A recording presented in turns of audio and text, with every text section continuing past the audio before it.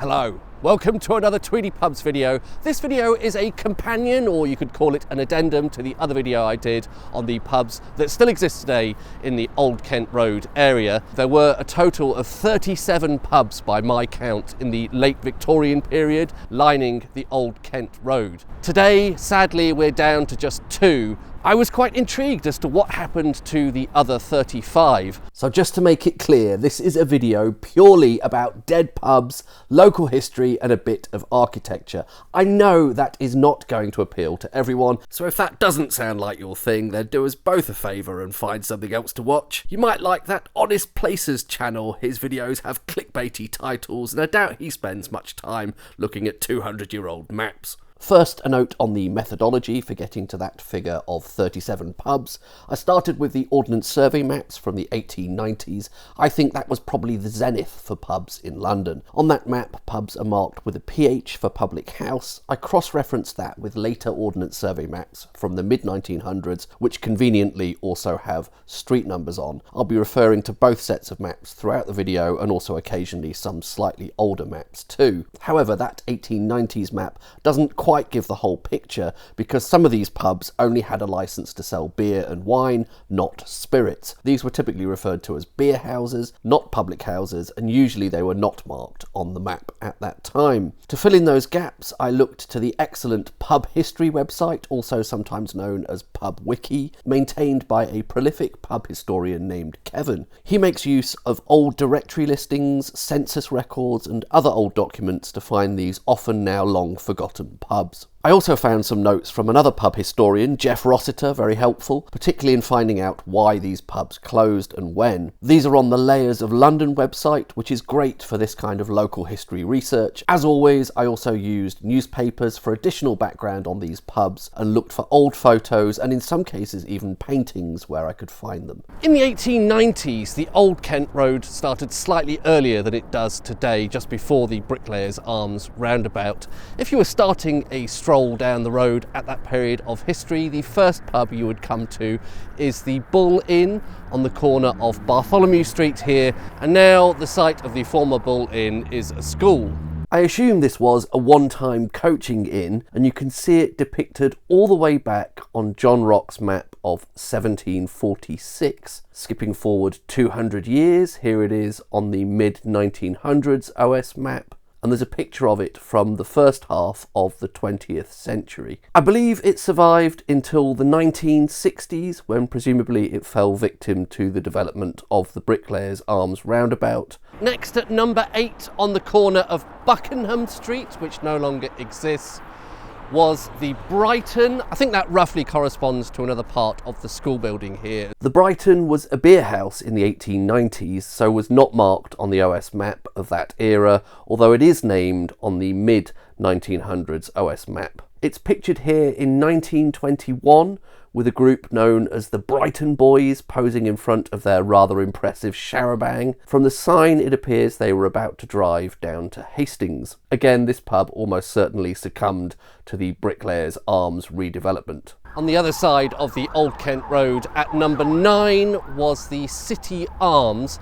That was originally on the corner of a street called Russell Street, later Haddon Hall Street, and I think possibly that's now called something like Raffidim Street, Raffidim Place. Roughly speaking, I think the site of that corresponds to this block of flats today, the City Arms. Again, no PH marked on the 1890s OS map, as it was a beer house at that time. I think I said earlier it was Russell Street, it was actually Russell Place it was on the corner of. It looks like it was a victim of the Licensing Act 1904, based on this newspaper mention of 1909. This, along with a later act in 1910, contained provisions for withdrawing licences, or technically refusing to renew them, for premises which had been following all the rules but were simply deemed surplus to requirements. It was an explicit drive to reduce the overall number of pubs, driven by pressure from the temperance movement at the time. Next, at number 37 or thereabouts, was the Bricklayer's Arms, an old coaching inn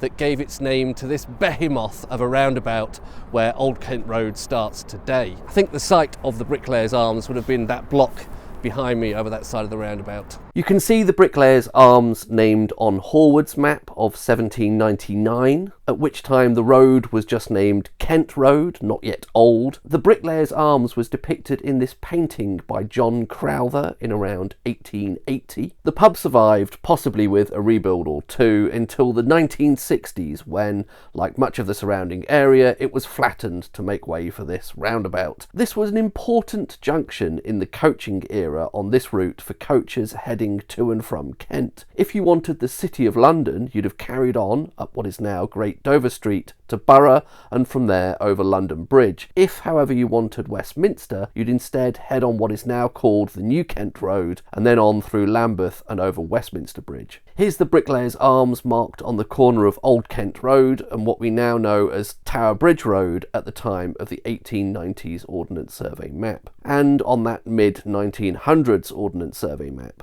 The Bricklayer's Arms not only gave its name to the roundabout here, but also a rail terminus that existed nearby for over a century. This was in fact a significant site, and we can see that on the 1890s OS map, by which time it had become a goods depot. It opened in 1844 as an alternative terminal to London Bridge Station and was briefly a passenger station before being converted for use for freight and then finally closing in 1981. The station building was designed by Lewis Cubitt, also responsible for King's Cross and the younger brother of Thomas Cubitt, mastermind of the grand housing developments of Belgravia, Pimlico and parts of Bloomsbury. I find it amazing how much of the development in this area took its name from that old pub, the Bricklayer's Arms. Opposite the Bricklayer's Arms, at what would have been number 40, was the King's Arms, the other side of what is now the roundabout.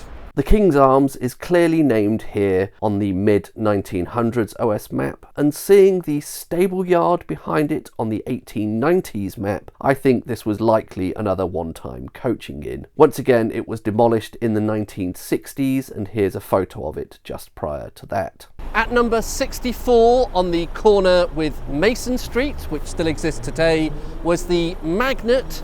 Today the site of that pub is just this bit of green space here. Here is the Magnet labelled on the mid-1900s map, although it wasn't marked on the 1890s map, and that's likely for the usual reason that it was a beer house at that time. On that 1890s OS map, there was a run of buildings that had 3 PHs for public house marked on it on a stretch of Old Kent Road that I think roughly corresponds to this bit of green space today. The first of those was at number 83, and of all the pubs that I found on the Old Kent Road in the 1890s, that's the only one I wasn't able to pin down a name for. A slightly confusing case then, given that the records on the pub's history site suggest this was a beer house throughout the 1890s, and yet there it is, seemingly marked with a PH, implying a fully licensed public house on the OS map of that decade. It's not marked on the mid-1900s OS map, but I think whatever this business was, it was already long gone by then anyway. The second in that run of 3 PHs on the 1890s map, I think corresponds to number 87,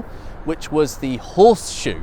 I found a newspaper mention of the Horseshoe in 1885 giving the address, and it sounds like there was a lecture hall there, possibly an upstairs room of the pub. It also seems they had a fairly youthful clientele in 1923, according to this newspaper account. That licensee, Harry Edward Buckle, was still there in 1938, and the pub name is also mentioned, BH here presumably standing for Beer House, in an electoral roll, and Harry Edward Buckle was still at this address in 1941, still selling beer, according to the Post Office directory. It's unclear what happened to the Horseshoe after that. Possibly this run of buildings was another casualty of the Bricklayer's Arms roundabout redevelopment. And finally, for that run of 3 pubs, at number 103 was the Kent Brewery Tap. A newspaper advert in 1888 for this address describes it as the Kent Brewery Tap at that time, and there it's referred to as a public house, even if in the 1891 census the head of household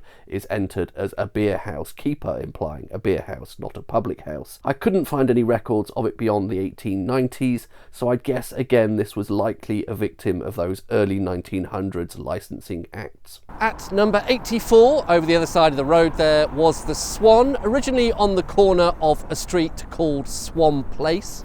I think that has now been renamed to Preston Close. The site of that roughly corresponds to this, what I assume to be block of flats today. So here on the 1890s OS map, we can see this pub on the corner with Swan Place. And given that Swan Place is named on Horwood's map of 1799, I suspect it might go back even further. It eventually morphed into something more like a nightclub towards the end of the 20th century, before being finally demolished in 2004. At number 145 was one of the most intriguingly named pubs on the Old Kent Road, the World Turned Upside Down.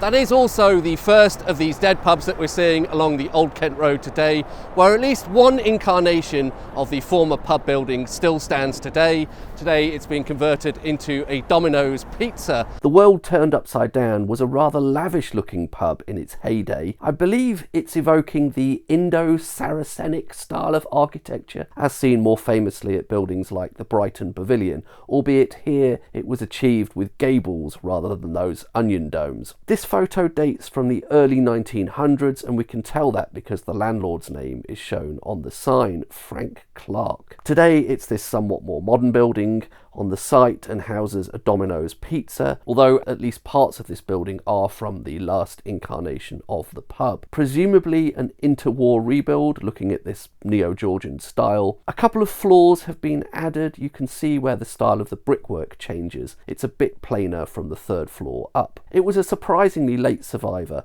not calling last orders until I believe 2009. Number 148 was the Brunswick Tavern. The Brunswick Tavern was renamed the Frog and Nightgown after a catchphrase from comedian Ted Ray. In that guise, it lingered on until at least the 1990s before eventually being converted into a nightclub. At number 205, on the corner with Marcia Road, which still exists today, was the Castle. Here's a painting of it from around 1830 by an artist named George Johann Scharf, is it, or Scarf, who was perhaps more famous for the anatomical drawings he did for Charles Darwin. In the 1980s, it became the Gin Palace, and it sounds like from then on it operated a bit more like a nightclub. In 1993, they were advertising their Friday night DJ Mike Steele, who was proffering the best in house and garage, presumably also conservatory, and my personal favourite musical genre of that era, Shed. At 276, on the corner of what at the time of the 1890s OS map was called Smirks Road, was it? I think it's now been renamed to Kingslake Road, was the Green Man. I believe the building that still stands here today was the final incarnation of the pub. This looks like a building of around 1900 to me, and it had continued use as a pub until around 2008. Today, at least part of this site is in use as a restaurant. I think this was a significant landmark on the Old Kent Road and is clearly labelled as far back as Horwood's map of 1799, at which time there was a turnpike or toll gate marked here. The earliest newspaper mention I could find for it was from 1789, at which time it was up for sale, and we get a bit of a sense of what it was like from the description, including a long room which will dine 100 persons, large garden well stocked, and a bowling green near 100 yards in length. And a few years earlier, in 1786, it's referenced in a list of nursery gardeners, and the turnpike is actually referred to as the Green Man Turnpike at that time. Opposite the Green Man, at number 279,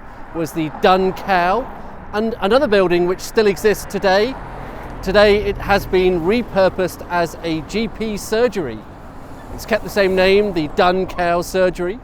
I think this was probably an interwar rebuild by Truman's. It looks neo-Georgian to me, but once again there was a pub with this name on the Old Kent Road going back to the early 19th century. There are a number of pubs with this name dotted around the country, and the word dun is a now slightly archaic word to mean a shade of greyish brown. I think the pub name is often a reference to one of several local legends about a particularly huge ruminant, often accompanied with a bone from a whale or some such being passed off as one of its ribs. At number 322 on the corner of Albany Road was the Thomas a Becket. This of course is a very appropriate name for a pub here on the ancient ancient pilgrimage route to Canterbury. It was the shrine to Thomas a Becket, otherwise known as St. Thomas of Canterbury, that was the goal of those pilgrims. Becket was martyred over a spat with Henry II, his assassination supposedly ordered by the probably apocryphal line, "Will no one rid me of this turbulent priest?" The building still survives. The style is something like Flemish Revival with all its curly Dutch gables, and you can still see the old pub sign. The ground floor is a familiar pub frontage of pink and dark grey granite, probably our old friends Swedish Coastal and Larvikite. There's even a stone here giving some information about the building.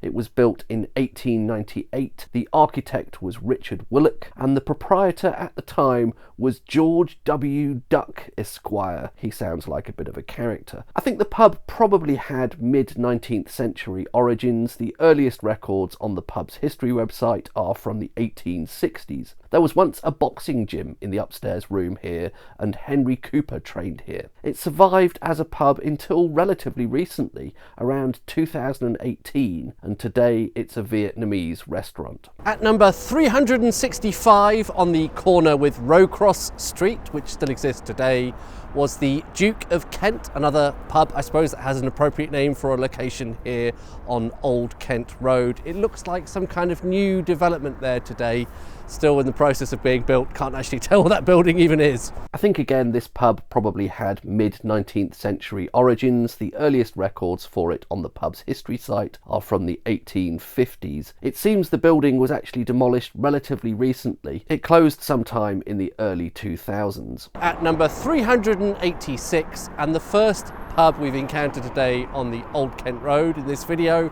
which still is standing and still is in business, the Lord Nelson. So I won't say much about the Lord Nelson here, as that's covered in the other video, but here it is on the mid-1900s OS map.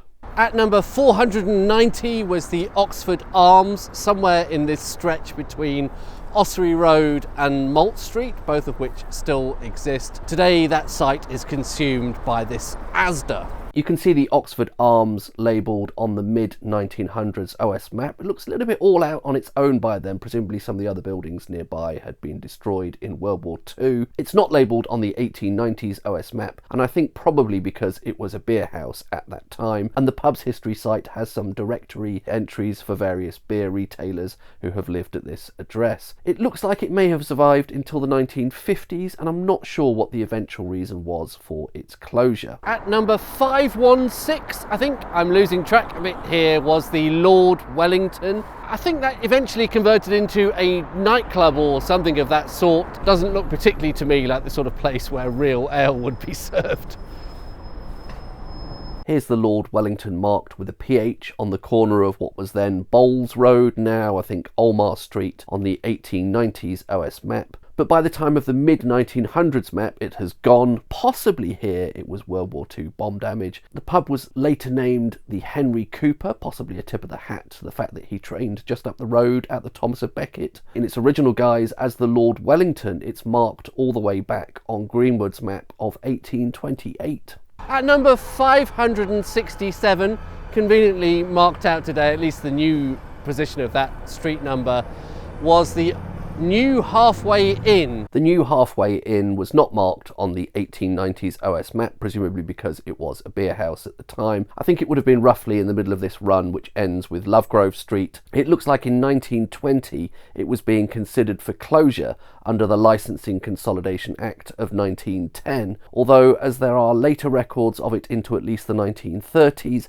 it may have actually survived that first attempt. At number 578 was the Alexandra. I think that site is now consumed by what is called Cantium Retail Park, is it? We have a B&Q over there and a Pets at Home. The Alexandra was another beer house, so it's not marked on the 1890s map, but you can see it on the mid-1900s map. Possibly by that time it had upgraded to a full public house. I think this lingered on until at least the 1970s, and I'm not sure why it ultimately closed. There was a lot of redevelopment in the area when the Great Surrey Canal was filled in. I believe that was in the 1970s, and its closure may have related to that. At 583 Old Kent Road, on the corner with St James's Road, I think, was the William IV, originally a beer house. I think that site is now occupied by this large branch of Curry's here, which is, I think, relatively new as well. The street view imagery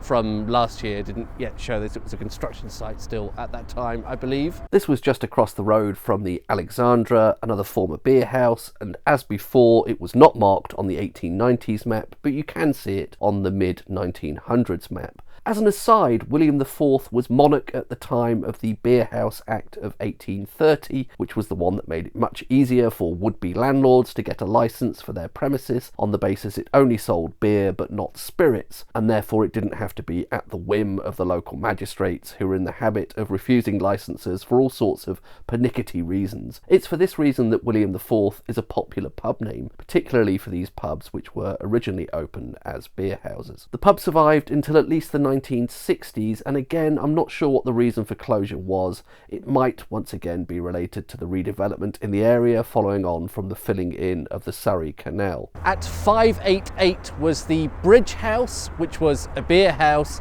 and I think that was right on the towpath of the now sadly defunct Surrey Canal. It's not marked on the 1890s OS map, nor is it marked on the mid-1900s OS map, so probably it had already gone out of business by that time. I assume the reason for the density of all these beer houses close to the canal here was that there was a wharf here at one time. These would have been serving the workers at the wharf and other nearby related industries. At number 602 was the Britannia, another beer house. The site previously occupied by that was originally the North Peckham Civic Centre, which later was redeveloped as, I think, some sort of church possibly, but it has this beautiful mural from the 1960s which details the history of Old Kent Road. This is by a Polish artist called Adam Kosowski and takes us from the days of the Romans through Chaucer and his Canterbury Tales up to the modern era. On the opposite corner of Peckham Park Road, which still exists today,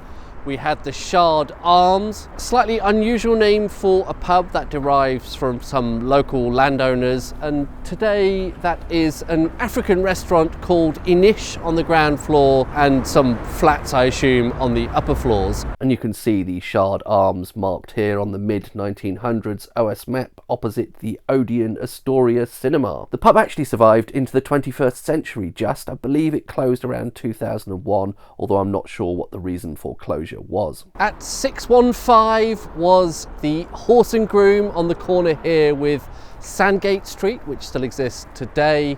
That site is now occupied by a Enterprise rent-a-car. The Horse and Groom, along with the Halfway House, was being considered for closure in 1920, and although I don't know what the outcome of that particular meeting was, I suspect it closed down not long after that. At 623, the Half Moon, just a few doors down from the Horse and Groom. This was another of the pubs being considered for closure in 1920 under the Licensing Consolidation Act of 1910. The last record for it on the pub's history website is 1921, and elsewhere I've seen it stated that it closed in that year, so it does seem likely that it succumbed to this scourge of beer houses under the Licensing Consolidation Act 1910. At 695, possibly 697 or thereabouts, was the Manor House Tap. Today that looks like part of a building site. I think they're building something called Tower 22, but you can see the rough addresses here.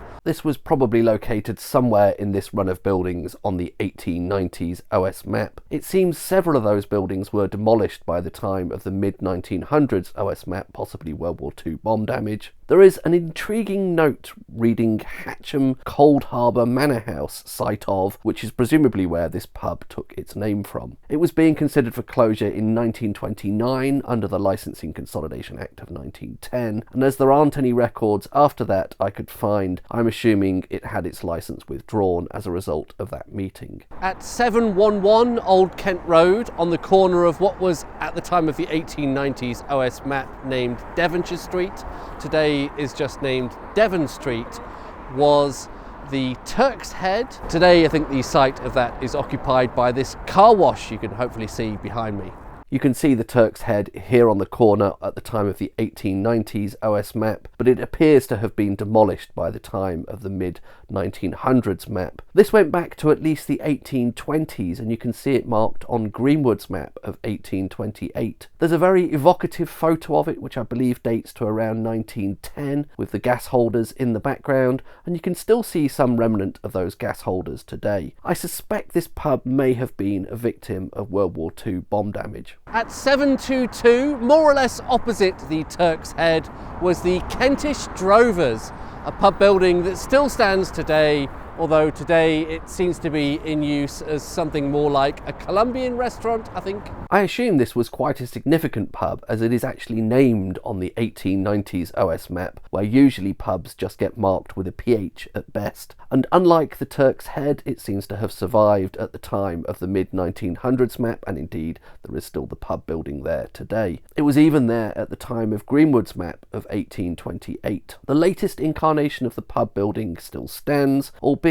in a bit of a sorry state of disrepair. I think the pink granite pillars on the ground floor have been covered over at some point. They're only partially visible now. On the top of the building is a tiled mural of Drovers from Kent, in keeping with the pub name. This was made by Daltons of Lambeth sometime in the late 19th century. Like the rest of the pub exterior, it's in poor condition. I believe there has been talk of trying to restore it in situ, but that idea has now been abandoned in favour of creating a modern facsimile and then preserving the original tiles in an archive. I'll put a link in the description to an article all about that project. As an aside, there is a Wetherspoons pub on the High Street in Peckham with the same name. At 762 was the Suffolk Arms. That whole site today has been consumed by this Lidl. The Suffolk Arms is another of those beer houses which isn't marked on the 1890s OS map, but it is present on the mid-1900s version. At 799 was the Rising Sun. It looks like that site is occupied by, is there some version of Iceland? The Food Warehouse. I think that's a sort of more out-of-town version of Iceland, the supermarket.